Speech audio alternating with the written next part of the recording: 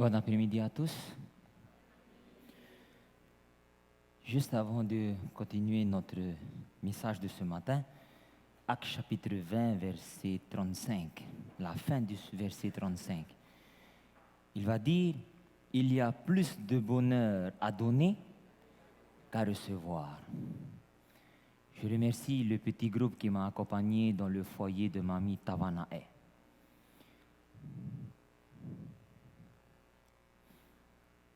On voit à travers l'étude de l'école du sabbat que la meilleure méthode qui puisse réussir, c'est celle de Christ. C'est-à-dire se mêler aux gens, leur faire du bien, gagner leur sympathie et après dire « suivez-moi ». Sabbat dernier, j'ai eu le privilège d'être allé à Mahina, où nous avons pu visiter 4 autres foyers. Depuis mon ministère, tous les sabbats, après-midi, je mange avec les membres, je partage avec les membres et on reste que entre adventistes. Et un jour, en méditant la parole, j'ai compris que c'était plus comme ça qu'il fallait faire. Qu'il fallait que je me consacre un moment de l'après-midi pour aller dans les foyers à partager ce message d'amour et d'espoir. Pourquoi je dis ça? Quand on est allé dans le foyer, ils ont été touchés, pas par la parole qui a été dite, ne serait-ce par notre présence. Pire, quand on a commencé à louer Dieu à travers les louanges. Quand on est allé à Mahina, pareil, dans les foyers, les larmes qui commençaient à couler. Pourquoi? Ils attendent que ça. Qu'on aille leur présenter la parole de Dieu, qu'on aille leur présenter cet évangile, qu'on aille leur présenter Jésus-Christ qui est mort aussi pour eux aussi. Et j'encourage vraiment les membres d'église à en faire de même le jour du sabbat. Si vous faites durant la semaine, gloire à Dieu. Mais le jour du sabbat, essayons aussi d'aller dans les foyers et après revenir à l'église pour continuer après la suite de notre programme. Ne surchargeons pas le jour du sabbat de programme, de réunion, de ceci et de cela. Parce qu'il est à peine midi que les gens, ils ont hâte le coucher de soleil. C'est un fardeau pour eux le sabbat. Il faut que ça soit une bénédiction. Il faut que ça soit une joie de venir louer l'Éternel du jour du sabbat. Vous savez, j'ai toujours dit durant ma vie, je ne serai jamais adventiste. Quand on m'a dit que chez les adventistes, c'est du coucher de soleil, j'ai dit, vous êtes fous. Moi, chez les protestants, 1 heure, je ne peux pas, hein? Je ne peux pas. Et quand on est chez les adventistes, c'est pour ir de 9h jusqu'à midi. Après 13h jusqu'au coucher de soleil. Mais Dieu, dans sa bonté infinie, dans sa miséricorde, il m'a utilisé comme un instrument. À vrai dire, moi et mon petit frère, on était les premiers rebelles de l'église adventiste quand ils sont venus chez nous à Totira. Pourquoi? Ils sont venus sur notre lieu de trip. C'est-à-dire, ils sont venus là où tous les week-ends, on se voit pour boire. Et moi et mon petit frère, on est allés, ils étaient en train d'installer les chapiteaux. J'ai dit, avec tous les terrains qu'il y a ici à Totira, vous venez ici. Et j'en suis sûr que votre évangélisation va mal se passer. Il y a tout le temps des bagarres là-bas. C'est le contraire. Ça a été une bénédiction, cette évangélisation sur Totira qui a duré 5 semaines. Les pêcheurs, ils n'ont jamais vu autant de bonites de leur vie, juste en face du terrain d'évangélisation. Et ils apportaient pour l'église. Ils n'ont jamais vu autant de païcheries de toute leur vie. Ils apportaient pour l'église. Ils n'ont jamais vu autant de haine dans leur vie. Ils ont apporté dans l'église. Pas une seule bagarre durant les 5 semaines. Et voilà que mon petit frère, complètement bourré ce jour-là. Parce que chez nous, à Totira, il y a un mémorial qu'on appelle Serge Hoatua. Un tonton à nous qui est décédé, champion de pirogue. Et nous, c'est l'occasion pour toute la famille de se réunir, course de pirogue, après, boire. Et mon petit frère, on est allé, course, complètement bourré. Il avait sa bouteille de Jack Daniel. Puis il a dit, ce soir, je dois aller au Pourira parce que je dois rencontrer mes beaux-parents. Et ses beaux-parents, c'était les parents de pasteur Tehouyari. Mon petit frère est resté avec la petite sœur de pasteur Tehouyari. Et ce soir-là, il est allé. Et ce soir-là, il a décidé, alors qu'il n'avait que 18 ans, je ne toucherai plus une seule goutte d'alcool. Et moi, j'étais à la maison, j'ai dit, t'es fou? Qu'est-ce qui s'est passé? Lavage de cerveau ou quoi? Et pendant les 5 semaines, chers frères et sœurs, Je n'ai pas assisté à une seule soirée. Et voilà que les études bibliques vont commencer tout de suite au mois de janvier. Mon petit frère va venir une première fois, une deuxième fois, mais la troisième fois, il va venir en pleurant. Il va dire, s'il te plaît, mon frère, viens juste une seule fois. Après, tu décideras de ce que tu voudras faire. Mais la seule fois où j'ai été, c'était la gifle spirituelle. J'ai dit, qu'est-ce qui se passe? On dirait, Dieu est en train de révéler tous mes péchés depuis petit jusqu'à présent. Mais ce qui m'a touché dans cette soirée, c'était l'attitude de pasteur Marama. Il y avait tellement de monde ce soir-là qui disait, pas d'études bibliques ce soir. Questions-réponses. Posez-moi toutes les questions que vous voulez poser. Ce qui m'a touché ce soir-là, c'est qu'il répondait à toutes les questions avec des versets de la Bible. Et moi, dans l'assemblée, j'étais en train de regarder, est-ce qu'il a un écouteur, une oreillette, où on lui souffle les versets. Je me suis dit, c'est mafia, tout ce truc-là. J'ai dit, c'est pas possible. Je regarde pas. Et après, il va dire aux gens, lisez votre Bible en langue tahitienne. Ils vont lire, mais ils vont oublier un mot dans la Bible. Ils vont dire, je vous arrête. Si vous oubliez un mot, ça change tout le contexte. Et c'est là que je me dis, c'est un prophète ou quoi cet homme-là? Et c'est comme ça que je me suis intéressé à la parole de Dieu. Mon petit frère, en sortant, il va dire, pasteur, voilà mon frère qui n'est pas venu pendant les 5 semaines et qui a refusé de venir pendant les études bibliques, mais il est venu. Et ce soir-là, mon petit frère va demander à pasteur Marama, est-ce qu'on ne peut pas aller avec lui en études bibliques aussi le vendredi? Et c'est là que j'ai cheminé avec la parole de Dieu. Vous savez, quand on est protestant, on vous dit que Jésus revient, la fin du monde, il y a le diable qui existe. Qu'est-ce que c'est que ça? C'est vous, pas le diable. Hein? J'ai dit, chez nous les protestants, on ne parle jamais du diable, et vous parlez le diable, le diable, le diable. Et voilà que quelques mois après, j'ai assisté à un jour de sabbat. Et c'est là que j'ai fondu en larmes. Ce n'était pas le message, c'était les louanges. Et depuis ce jour-là, j'ai commencé à méditer la parole. Un jour de sabbat, j'ai lu 5 livres de l'apôtre Paul, un après-midi, en l'espace de 4 heures. Et ce jour-là, j'ai appris plus de choses que des membres adventistes de 30 ans. Ce n'est pas pour m'enorgueillir, c'est pour montrer la puissance de Dieu à travers son Saint-Esprit. Et à cette époque, j'étais gros. Pour vous dire comment Dieu est venu chercher un gros pour en faire un réformateur de la santé. Nous, notre problème, on regarde à ce qui frappe à nos yeux. Mais l'Éternel regarde au cœur. Mais pour suivre l'Éternel, je disais à une sœur tout à l'heure, 3 principes fondamentaux. Renoncement, sacrifice et souffrance. Et pour suivre Jésus-Christ, j'ai renoncé à beaucoup de choses. J'ai souffert sur beaucoup de choses. Je me suis séparé de mon ex-copine après 12 ans de vie commune, juste quelques mois avant mon mariage, avant mon baptême, mariage avec Christ. Et il fallait faire un choix, continuer à suivre Christ ou abandonner l'Église. Mais j'ai compris un passage de la parole de Dieu. Car sans moi, vous ne pouvez rien faire. Jean 15, verset 5. Je suis le cep, vous êtes les sarments. Celui qui demeure en moi et en qui je demeure porte beaucoup de fruits. Car sans moi, vous ne pouvez rien faire. C'est ça qui m'a marqué dans ma tête. Je me suis dit, si j'abandonne l'Éternel, qui va m'aider? Et l'apôtre Paul va dire, si Dieu est pour nous, qui sera contre nous? Donc, merci d'être venu cet après-midi. On va incliner la tête. Éternel, notre Dieu, nous voulons cet instant réclamer ton sang dans notre vie, ton sang pour purifier nos mauvaises pensées, notre cœur, ton sang pour nous laver de toutes nos iniquités, afin qu'en cet instant même nous soyons justifiés uniquement et seulement à travers Jésus-Christ de Nazareth. Nous voulons implorer la présence de ton Saint-Esprit dans ce lieu, que ton Saint-Esprit se mouve dans cette assemblée et que la puissance de ton Esprit Saint touche les cœurs de tous ceux et celles qui sont ici, dans les membres, dans les invités, et utilise ce pauvre pécheur, ce pauvre prédicateur que tu utilises aujourd'hui pour ce jour de sabbat. C'est la prière que nous voulons t'adresser par le pardon de toutes nos fautes. Au nom et pour l'amour de Jésus, nous te prions. Amen. Alors que tout à l'heure, à la cantine, on me demande, est-ce que tu veux manger des pastèques? J'ai dit oui, mais je n'ai pas mangé. C'était par courtoisie, on dit, hein? Politesse. Là, il faut m'aider, hein, parce que moi et le français, hein, et la politesse.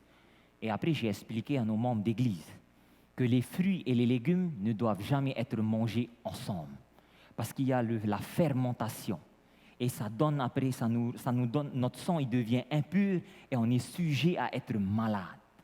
C'est vrai que l'Éternel nous demande de manger des fruits, des légumes et des oléagineux, mais il faut en étudier. Il ne faut jamais mélanger les fruits et les légumes. Donc c'est à vous de voir à quel moment vous allez manger des fruits sans qu'il y ait des légumes ensemble. Voilà. Après, pour vous dire que la réforme sanitaire, elle doit être faite progressivement. Et surtout avec amour. Si l'homme a réussi, il ne faut pas touiller la femme. Tu as entendu ce qu'on a dit, tu as entendu ce que l'esprit de prophétie a dit. Si vous faites ça, vous n'avez rien compris. L'apôtre Paul, il va dire, on aura beau avoir la foi, l'espérance, mais la plus importante, c'est quoi? C'est l'amour. Il faut que cette réforme sanitaire soit faite avec amour et surtout progressivement. Il y a des personnes qui ont arrêté subitement, et ça a été le cas pour moi. La viande, j'ai arrêté subitement. Le Coca-Cola, j'ai arrêté, ça va faire 5 ans maintenant. J'étais encore invité quand j'ai vu un truc sur Facebook. Prière, Seigneur, écœure-moi. Boum, tout arrêté. Le poisson, ça a été dur. Pendant 2 ans, ça a été une lutte. Avant de continuer, je vais vous expliquer pourquoi j'ai arrêté le poisson. Un jour de sabbat, un coucher de soleil, pour faire plaisir à pasteur Tehouyari, qui était encore notre pasteur, on a acheté des pizzas végétariennes. C'est-à-dire, il n'y a pas de poisson, hein? Non, végétarienne, oui, il y a du saumon là-dedans. Et on arrive chez pasteur, on dit, pasteur, voilà, on va manger ensemble. Et il va me dire en face, merci de nous faire pécher. Et je le regarde, il a dit, parce qu'on a décidé de ne plus manger du poisson, mais comme aujourd'hui, tu es devenu une pierre d'achoppement pour nous, on va manger ta pizza. Et j'avais eu mal au cœur. J'ai dit, qu'est-ce qui se passe? Le soir, je rentre à la maison, et le lendemain, vous connaissez notre frère Didier, le pasteur. C'est un de Tautira. Hein? Ça, c'est l'œuvre du Saint-Esprit à Tautira. Il revient de Fidji. Je vais le chercher à Tautira, on vient chez nous. J'achète aussi pizza. Et il va me dire la même chose, mais en tahitien. Merci de me faire pécher, car j'ai décidé d'arrêter la viande. J'ai dit, mais Seigneur, qu'est-ce qui se passe? Avec toi, il n'y a pas de hasard. Et voilà que le vendredi, je travaille à la mairie de Travaux, je vais déposer des courriers à propriété. Et voilà que je tombe dans un feu rouge, juste en face de moi, 2 clochards qui se disputent.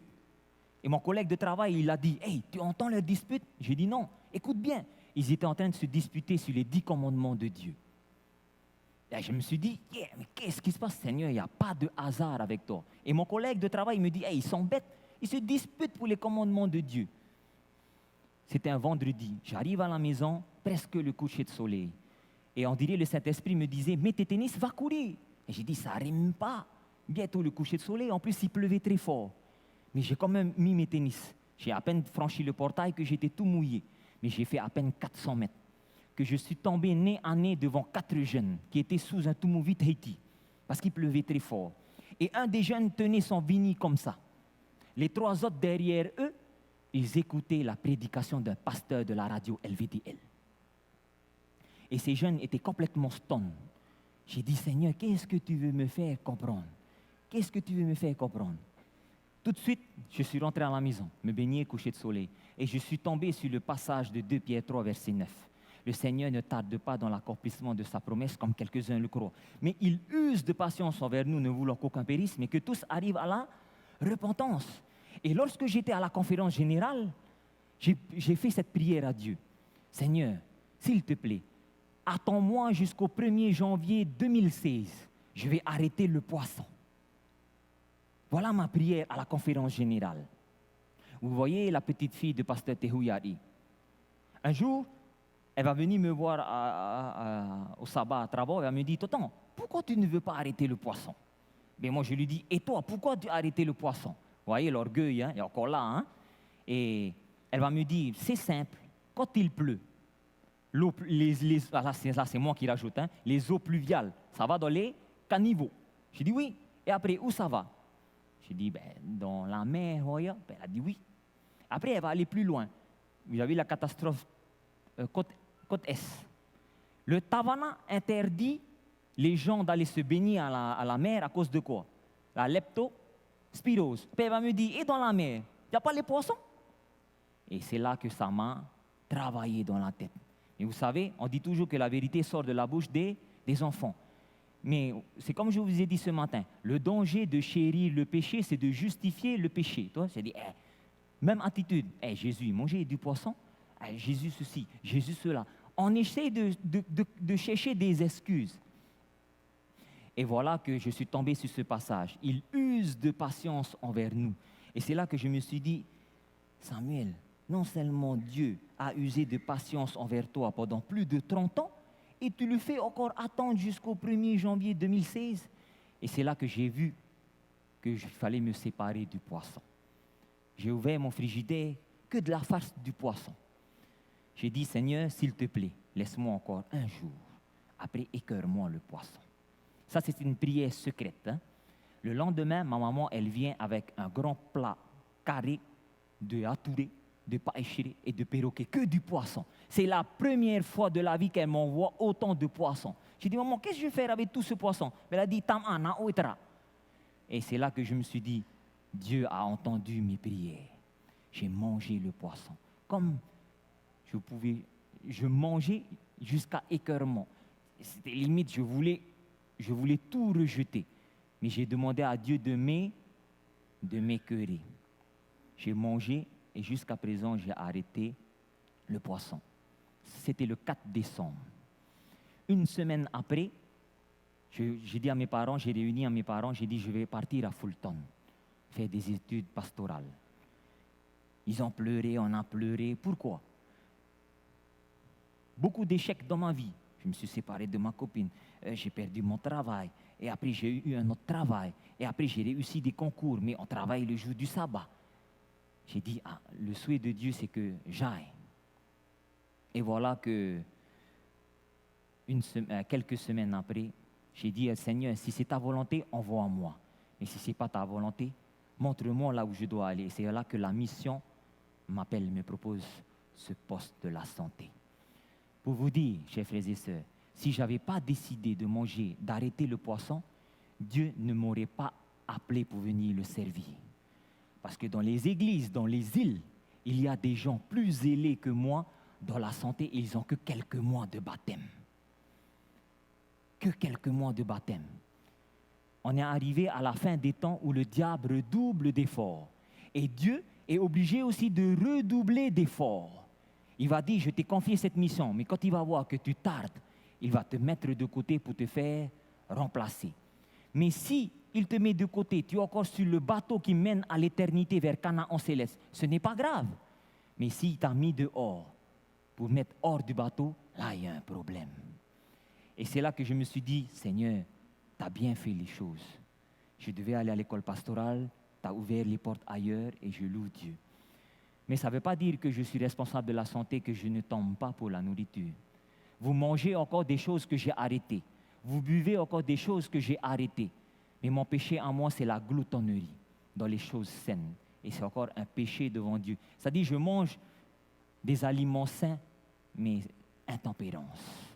Et c'est encore un péché devant Dieu. Et je vous prie aussi de prier aussi pour moi. C'est une lutte, la nourriture, et ce sera une lutte jusqu'à ce que Jésus revienne.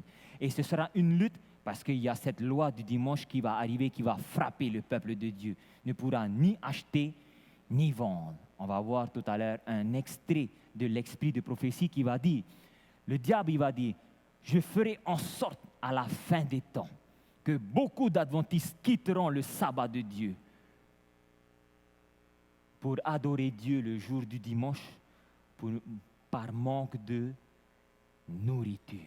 À cause de la nourriture, il y en a qui vont abandonner leur foi et qui vont aller après adorer Dieu le jour du dimanche, comme cette loi qui va bientôt toucher le peuple de Dieu. La réforme sanitaire va vraiment nous aider, chers frères et sœurs. Revenir sur les choses saines, c'est ce que Dieu nous demande. Après, on m'a posé la question, et des légumes alors au magasin? J'ai dit, les légumes aussi sont malades.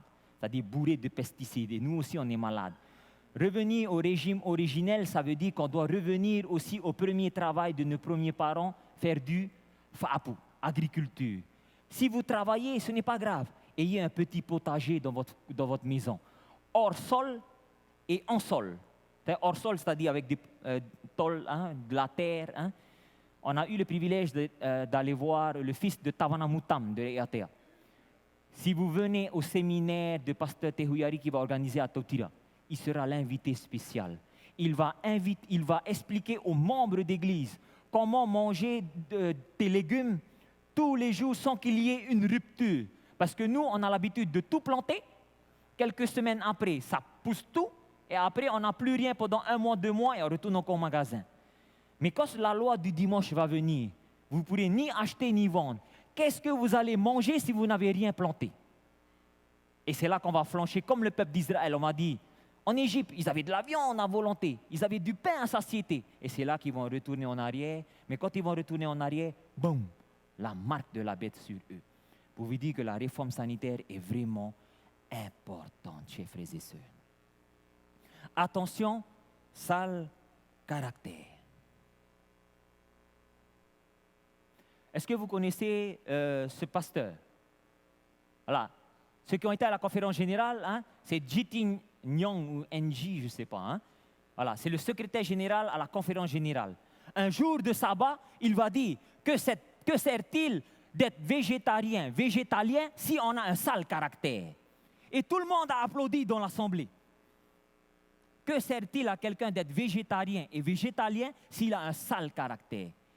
Est-ce qu'il a raison? Ceux qui disent oui, levez la main. Il a raison. On est végétarien, végétalien, mais on a un sale caractère. Mais vous allez voir à travers les écrits de l'esprit de prophétie qu'il va quand même se contredire. Il est impossible d'avoir un esprit actif et une intelligence claire lorsqu'on consomme en toute liberté de la viande. Donc, il n'a pas dit à peu près, c'est impossible. Un régime carné change les dispositions et renforce l'animalité. C'est-à-dire, plus on va manger des aliments carnés, plus on va animaliser notre être. Pourquoi? Nous mangeons des animaux. Nous sommes faits de ce que nous mangeons. Et une large consommation de viande diminue l'activité intellectuelle. Les étudiants réussiraient beaucoup mieux dans leurs études s'ils ne touchaient jamais à la viande. Et des exemples de la jeunesse dans la Bible, on a les compagnons de Daniel. Ils ont été tellement placés haut à l'époque du roi que le roi les faisait confiance. Pourquoi? Ils suivaient le régime de Daniel. C'est-à-dire exactement ce que la parole de Dieu nous enseignait. Et vous avez vu tout à l'heure, moi, il ne fallait pas me parler de la parole de Dieu. Moi, je n'aimais pas lire, je détestais lire. Et comme je disais à une sœur, maintenant sur mon lit, je peux dormir avec 20 livres. C'est ça, la puissance du Saint-Esprit. C'est-à-dire, il va te faire aimer ce que tu n'aimais pas auparavant.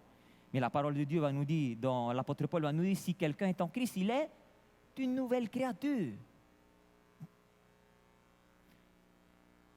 Lorsque le côté animal de la nature humaine est favorisé par la consommation de viande, les facultés intellectuelles diminuent dans la même proportion. Une vie spirituelle est plus facilement acquise et entretenue si la viande est écartée, car ce régime favorise l'activité intense et tendance à la sensualité et affaiblit la nature morale et spirituelle. Si jamais il y eut une époque où le régime doit être le plus simple possible, c'est bien maintenant. Mais pourtant, elle a écrit ça il y a combien d'années? Mais pourtant, l'Esprit de Dieu est en train de susciter ses serviteurs, les membres d'Église, à remettre encore ses écrits en valeur, pour réveiller encore le peuple de Dieu. Si jamais il y a eu une époque où le régime doit être le plus simple possible, c'est bien maintenant. Et c'est comme je vous disais ce matin en guise d'introduction, même les païens qui ne connaissent pas Dieu, ils font très attention à leur corps. Si vous avez des amis métropolitains qui ne connaissent pas Dieu, allez chez eux et voir comment ils mangent. C'est vraiment l'intempérance. Et nous, quand on voit ça, non, eux, ils ont compris.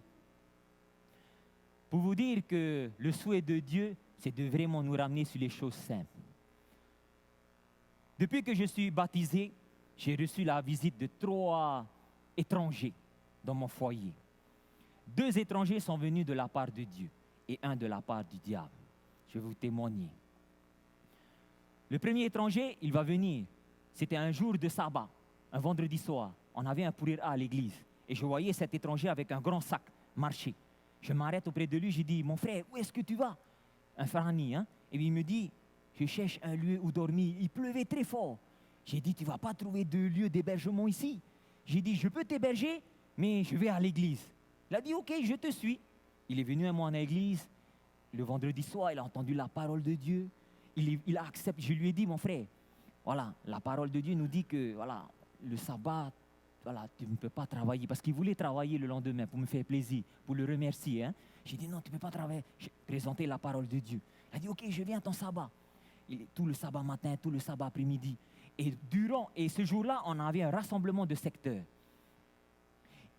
Il va se mettre de côté avec son assiette et il va regarder tout le monde manger. Et le soir, en allant à la maison pour me faire plaisir, il a dit, je vais t'inviter quand même à manger une pizza. On discute. Le lendemain, dimanche, comme voilà, c'est dans notre tradition, présenter un bon appétit. Lui, il a dit, je veux venir à Totira. Ensuite, je dois aller à Chopo. Ensuite, je dois aller à Mataya. Ensuite, je dois aller à Papara. Ensuite, j'ai dit, OK. Et le dimanche, Matahiti, pendant qu'on mange, il va lever la main. Il a dit, est-ce que je peux dire quelques mots? Mon papa va me dire, oui, tu peux. Il va dire, vous mangez comme des cochons. Vous imaginez la réaction de mon papa qui a accueilli cet étranger. Il a dit, vous ne savez pas apprécier la nourriture. Parce qu'il avait vu dans mon assiette une dizaine de tarots. Poé comme ça, ceci comme ça, ceci comme là. Et lui, il avait 3 tapous de poé. Un taro, un fei, un banane et un peu de poisson et du mitihari. Il a dit, vous n'appréciez pas ce que vous mangez, vous avalez. Et vous imaginez, quand je regardais mon papa, je priais seulement dans moi, j'ai dit, pourvu que la table ne va pas renverser. Et c'est là que j'ai compris, et voilà ce qu'il va dire. Vous savez que Jésus revient bientôt. Et là, ça nous a interpellés, parce qu'il a dit qu'il ne connaît pas Jésus. Il a dit, vous savez que Jésus revient bientôt. Il nous invite à manger simplement. Et ça s'arrête là. Ça m'est marqué dans ma tête. Pareil, deuxième étranger, c'est la même chose. Il va me dire pratiquement la même chose. Je vais l'inviter à la maison, je lui dis, je vais au travail, tout le frigidaire est à toi, tout le placard est à toi. Il va dire, emmène-moi un snack, je veux un casse-croûte. Je dis, ok, on achète son casse-croûte. Le soir, je reviens du travail. Il n'a pas touché le frigidaire, il n'a pas touché le placard. Le casse-croûte divisé en 3. Le matin, le midi et le soir. Il va dire, il faut manger très simplement, il faut se contenter de ce qu'on a. Et il a dit, le plus important, c'est avoir de l'eau. Et c'est là encore dans ma tête. Et il va dire, Jésus revient bientôt. J'ai dit, c'est pas possible, venir complètement dans mon foyer. En fin de compte, ils ne sont pas venus dans mon foyer, mais je les ai accueillis comme la parole de Dieu va nous dire. Sans le savoir, vous avez hébergé qui? Certainement des anges. Et quand ils ont dit que Jésus revient bientôt, il faut manger simplement. C'est ce que la parole de Dieu nous dit. Soyez donc sages et sobres pour vaquer à la prière. C'est-à-dire manger tout simplement. Pas d'intempérance dans le manger, ni dans quoi ce que nous allons faire. Troisième étranger. Par contre, là, c'était l'ennemi. 3 jours à la maison, il était blessé, le soigne, tout comme la Bible nous dit. Et voilà que le coucher de soleil arrive. On prie, et puis il va me dire, tu sais que Adam et Ève, c'est une fable. Je dis, s'il te plaît, tu es chez moi, ça fait 3 jours que je t'héberge, que je te soigne, que je te donne à manger, mais ne me dis pas que c'est une fable. Ok. Et après, quelques secondes après, il va dire, tu sais que Jésus-Christ, Dieu n'existe pas? Ah, j'ai dit, mon ami, j'ai dit, je suis désolé. Il faut qu'on arrête la conversation là parce que sinon, ça va exploser. J'ai dit, je vais défendre la cause de Dieu. Et c'est là qu'il va se lever de table, il va taper sur la table. Il va dire, et moi, Tout de suite, j'ai eu peur. J'ai vite imploré la présence de Dieu. Il va dire, et le lendemain sabbat, c'était rassemblement du secteur 4. Il va dire, mon souhait, c'était de venir dans votre église et de dire que le vrai sabbat, ce n'est pas le samedi, c'est le dimanche. Et c'est là que j'ai compris que c'était l'ennemi qui était là. Il a dit, s'il te plaît, je veux sortir de ta maison. Vous voyez, la conscience n'est pas tranquille. J'ai dit non, je vais te ramener là où je t'ai trouvé, c'est-à-dire à Travers. Et voilà qu'il accepte. Dans la voiture, je lui donne des conseils. J'ai dit, mon ami, vous êtes en Polynésie ici. Dans tous les foyers où tu iras, ne dis pas que Dieu n'existe pas. Parce que les gens vont te tomber dessus. Parce que les gens, en général, ici, ils sont croyants. Ils croient en Dieu. Et il va me donner aussi, je peux te donner un conseil. Si tu continues comme ça, tu vas mourir. Et je continuais à prier Dieu. Vous voyez, mais la conscience travaillait. Je vais au distributeur. Je venais d'être payé. Puisque la journée, j'étais au distributeur. Je vais au distributeur. Plus d'argent sur mon compte. Je dis, qu'est-ce qui se passe? 2 fois, 3 fois. Et c'est là que je me suis dit, Dieu ne veut pas que j'aide cet homme. Et je retire mon argent, je vais dans la voiture, plus personne dans la voiture. Et il y avait la queue derrière moi. Je disais aux gens, où était l'homme qui était dans ma voiture? Il a dit, quand tu es venu, tu étais tout seul. Et c'est là que j'ai vu, c'est là que je me suis dit, quand vous allez lire l'esprit de prophétie, à la fin des temps, les anges déchus prendront l'apparence humaine pour venir vous détourner de la parole de Dieu. Mais quand Dieu va voir ça, il va envoyer aussi ses anges pour prendre l'apparence humaine, pour défendre aussi la cause de Dieu. Pour vous dire, chers frères et sœurs, nous sommes à la fin des temps. Mais est-ce que vous avez changé votre attitude? Est-ce que vous êtes en paix dans les comités d'église? Est-ce que vous êtes en paix dans l'église où il y a toujours le chuchotement, les critiques, les jugements? La parole de Dieu va nous dire dans Hébreux 12, 14, c'est ce que je vous ai dit tout à l'heure, recherchez la paix avec tous et la sanctification sans laquelle personne ne verra le Seigneur. Est-ce que, enfants, vous êtes en paix avec vos parents? Est-ce que, parents, vous êtes en paix avec vos enfants?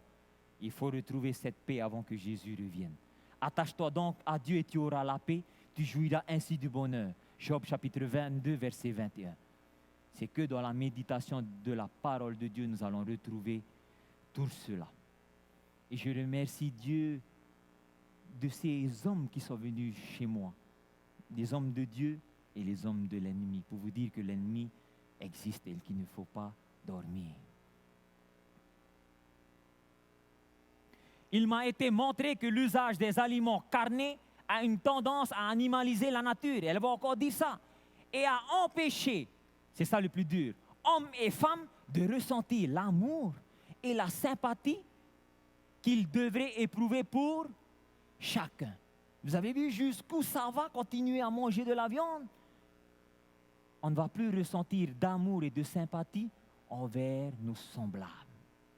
C'est fort ça. Ce n'est pas mes écrits. Vérifiez, Conseil sur la nutrition, page 466. Tout ce que je vais dire et tout ce que je dis vient de l'esprit de prophétie et vient de la parole de Dieu. Et l'esprit de prophétie est là pour conforter la parole de Dieu. Maintenant, allons plus loin. Nous avons tous des chiens. Quand on leur donne à manger de la viande carnée, qu'est-ce qui se passe?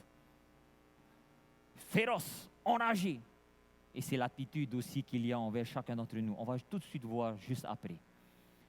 Il me fut montré que l'organisme tout entier se trouve affecté par un tel régime, c'est-à-dire les aliments carnés, lequel renforce en l'homme une tendance à la bestialité, c'est-à-dire la cruauté, sauvagerie, barbarie et le goût de l'alcool. Il y a certains frères adventistes que je connais qui de temps en temps consomment de l'alcool. Et ces gens-là, ces frères-là, sont attachés aux aliments carnés. Et c'est là que j'ai compris. Quand j'ai lu ce passage, j'ai été voir ce frère. Mon frère, voilà la raison pourquoi tu es encore attiré par l'alcool. Je dis, mets fin à tout cela, parce que c'est l'esprit de prophétie qui nous dit tout ceci. Galates chapitre 5, versets 19 à 21. Nous connaissons ce passage par cœur. Ce sont les œuvres de la chair. On ne va pas tout lire, mais une chose est sûre, que ceux qui commettent de telles choses n'hériteront point le royaume de Dieu. Maintenant, pourquoi j'ai mis magie, animosité, les excès de table en jaune et en rouge? Magie, quand on va lire dans la langue grecque, ça se dit pharmakaia. Pharmakaia a trois définitions, c'est-à-dire usage et administration de drogue, ensorcellement, empoisonnement. Je m'arrête là et on va continuer plus tard. Vous allez savoir pourquoi je dis ça. Les animosités. On a vu que plus nous continuons à manger de la viande, plus ça animalise notre corps, notre être. On devient sauvage envers nos semblables. Ce n'est pas moi qui le dis, c'est les écrits de Sir White. Okay? Les excès de table, je n'ai pas besoin de nous dire ce que c'est que les excès de table, nous savons tous. Mais une chose est sûre, que ceux qui commettent de telles choses n'hériteront point le royaume de Dieu. Maintenant, on va aller plus loin.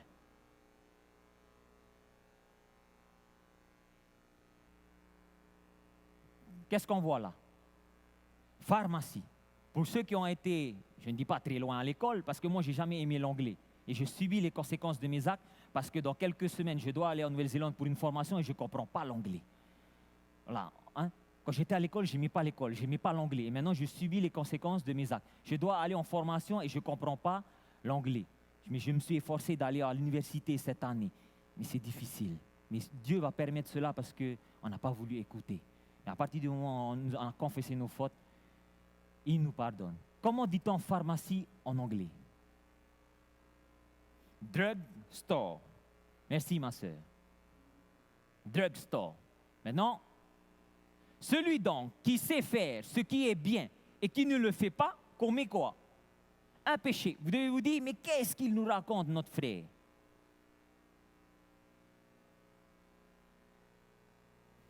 On a vu tout ce matin, l'usage des aliments carnés, les risques de maladie sont multipliés par combien?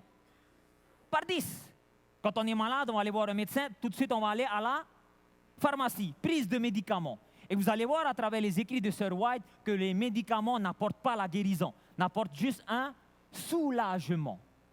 Celui donc qui sait faire le bien et qui ne le fait pas commet un péché. Vous commettez un péché parce que continuez à manger de la viande, multiplie par 10 vos maladies et vous allez vous droguer à la pharmacie. Est-ce que vous avez compris le principe? Vous commettez un péché parce que continuer à manger des viandes va multiplier par 10 vos maladies. Vous allez prendre des drogues qui ne vont pas vous apporter la guérison, mais juste un soulagement. Sir White va être plus clair là. C'est un message vraiment pour les adventistes là. Ça va être dur ce que vous allez entendre là. Mais ce n'est pas de moi. Tout vient de ce livre. Ceux qui, du fait qu'ils suivent leur inclination, ont à souffrir de leur intempérance et qui recourent aux drogues pour être soulagés, peuvent être certains que Dieu n'interviendra pas pour sauver une santé et une vie témérairement exposées. La cause a produit son effet. L'habitude de manger trop souvent et trop impose une surcharge aux organes digestifs et amène un état fébrile dans tout l'organisme. Le sang devient impur et toutes sortes de maladies se développent. Le médecin appelé prescrit un médicament qui apportera un soulagement momentané, mais qui ne guérira pas la maladie. Et vous avez dit, mais qu'est-ce qui va nous guérir alors? L'esprit de prophétie va tout vous dire.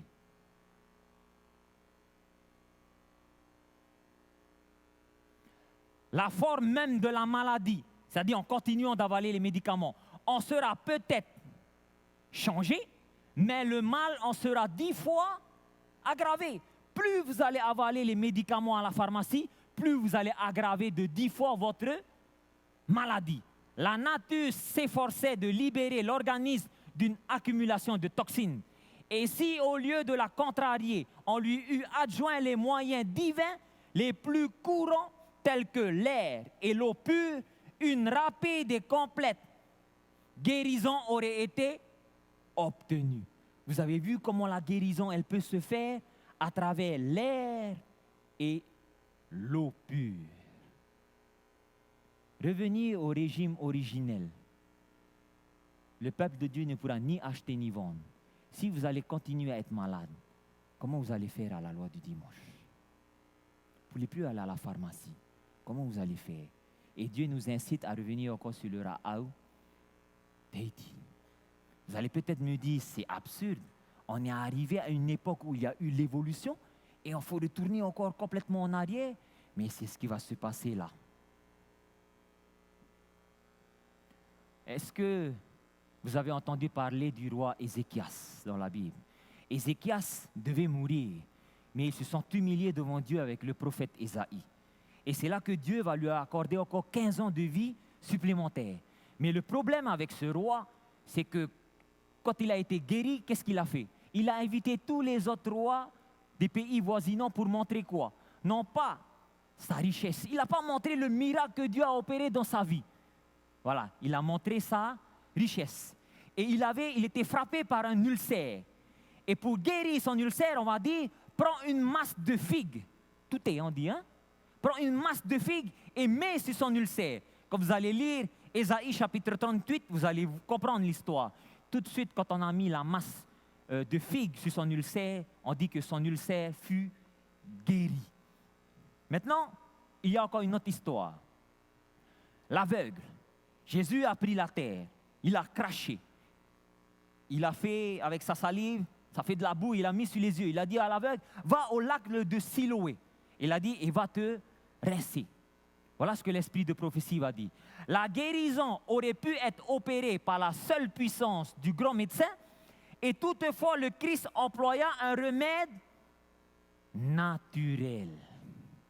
Voilà ce que Dieu veut aussi, qu'on revienne sur les choses naturelles.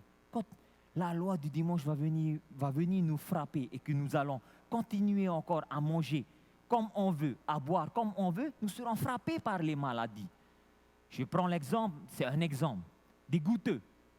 Les goutteux, s'ils n'ont pas leur Raa ou s'ils n'ont pas leur Voltaren ou leur piqûre, c'est dur. Ils ne peuvent plus bouger, il faut aller chercher.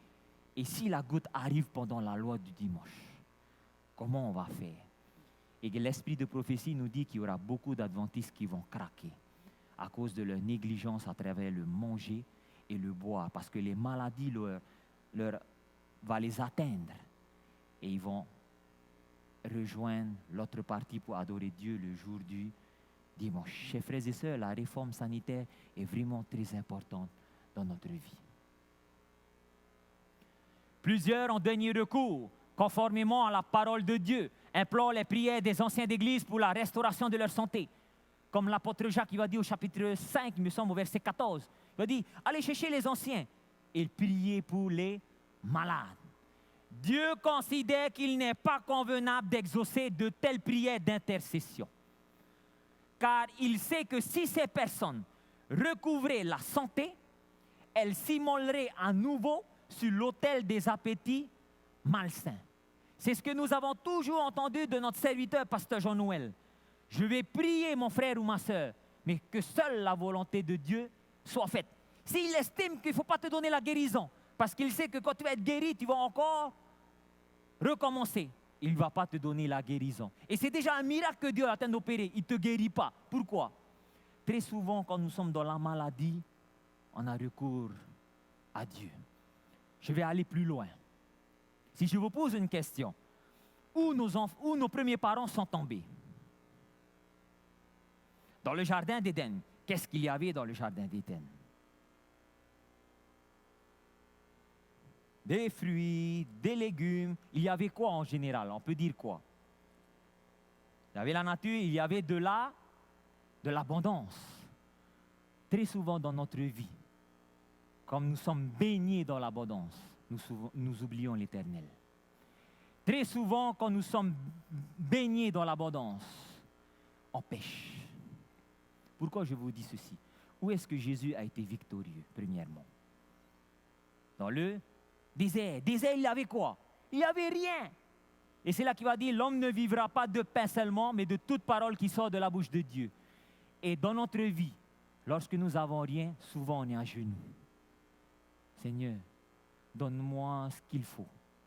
Voilà l'attitude que Dieu nous demande. Alors que je vais prêcher à Mopiti, un frère va me dire, les renards ont une tanière, les ours ont un nid, mais le Fils de l'homme n'a pas quelque chose où reposer sa tête.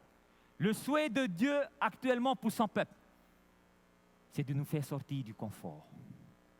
Voilà ce que Dieu demande à tous ses enfants, c'est sortez de votre confort.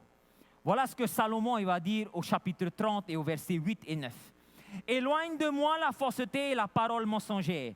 Ne me donne ni pauvreté, ni richesse. Accorde-moi le pain qui m'est nécessaire, de peur que dans l'abondance je te renie. Et ne dise qui est l'Éternel, ou que dans la pauvreté je ne dérobe et je ne m'attaque au nom de mon Dieu. Notre attitude, c'est l'attitude des 10 lépreux. C'est notre attitude à tous. Parfois, on veut juste les bénédictions de Dieu. Mais dès que Dieu nous bénit, on retourne en arrière et on oublie l'Éternel. Mais c'est voilà ce que Salomon il va dire. Donne-nous ni richesse, ni pauvreté. Mais pourtant, c'est dans la prière que Jésus a enseigné à ses disciples. Donne-nous notre pain quotidien, c'est-à-dire uniquement ce qu'il faut. Et vous allez voir, c'est quoi le plus grand péché de l'Église adventiste? C'est de manger trop le jour du sabbat. On va voir ça tout à l'heure dans les écrits. Certains adventistes du 7e jour ne prennent pas garde à la lumière qui leur a été donnée sur cette question. Ils introduisent la viande dans leur régime. La maladie et la souffrance viennent alors les accabler du fait de leurs erreurs. Et ils demandent aux serviteurs de Dieu de prier pour eux. Mais comment le Seigneur peut-il intervenir en leur faveur lorsqu'ils refusent d'accomplir